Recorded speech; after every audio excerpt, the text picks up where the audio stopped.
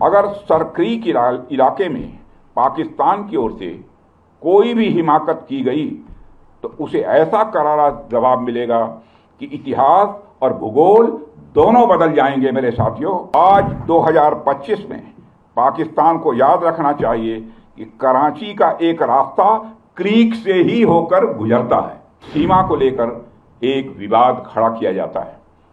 भारत ने कई बार बातचीत के रास्ते इसका समाधान करने का प्रयास किया है, मगर पाकिस्तान की नीयत में खोट है। साथियों, आज 2 अक्टूबर भी है। आज विजयदशमी के साथ साथ गांधी जयंती भी है।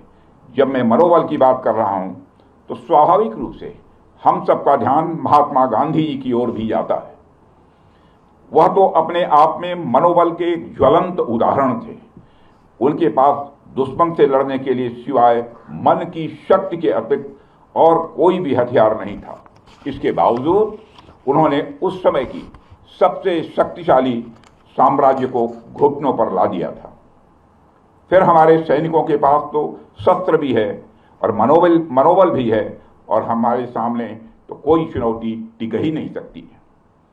साथियों, ऑपरेशन सिंदूर के दौरान हमारी आर्म्ड फोर्सेज ने यह दिखा दिया कि भारत की संप्रभुता को चुनौती देने वाली ताकतें चाहे जहां कहीं भी छिपी हों, हम उन्हें ढूंढकर उनका खात्मा करने की शक्ति रखते हैं। दुनिया की कोई भी ताकत हो, यदि वह हमारी संप्रभुता को चुनौती देगी तो भारत चुप नहीं रहेगा। श्री रामचरितमानस में एक चौपाई में भगवान श्री राम ने भी कहा है, देव धनुज भूपति भटनाना, संबल अधिक हो बलवाना, जो रण हमहि पचारे कोई, लड़हि सुखेन कालु किन होई। मतलब वो चाहे कोई भी हो, यदि रण में हमें ललकारे तो हम उससे सुखपूर्वक लड़ेंगे, चाहे वह काल ही क्यों न हो।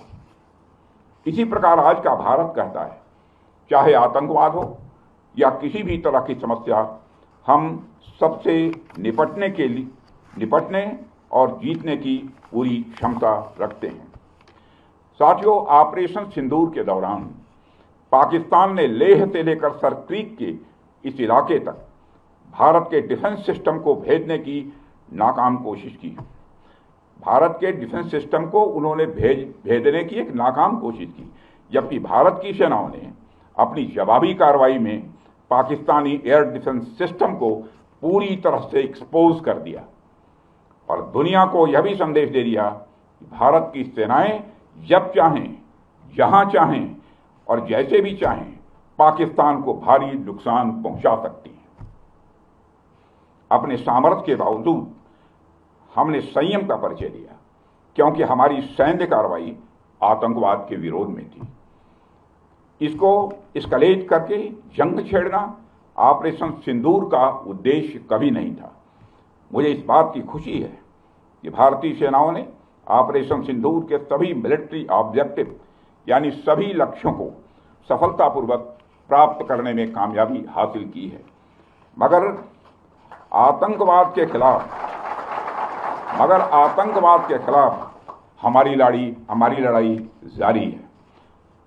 साथियों, आजादी के 78 साल बीत जाने के बावजूद सरक्रीक इलाके में सीमा को लेकर एक विवाद खड़ा किया जाता है।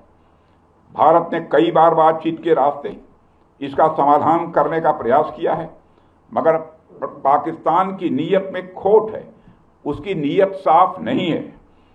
जिस तरह से हाल में पाकिस्तान की फौज ने सरक्रीक के सटे इलाकों में अपना मिलिट्री इंफ्रास्ट्रक्चर बढ़ाया है, वह उसकी नीयत बताता है। साथियों, भारत की सीमाओं की रक्षा भारतीय सेनाएं और बॉर्डर सिक्योरिटी फोर्स मिलकर मुस्तैदी से कर रही हैं।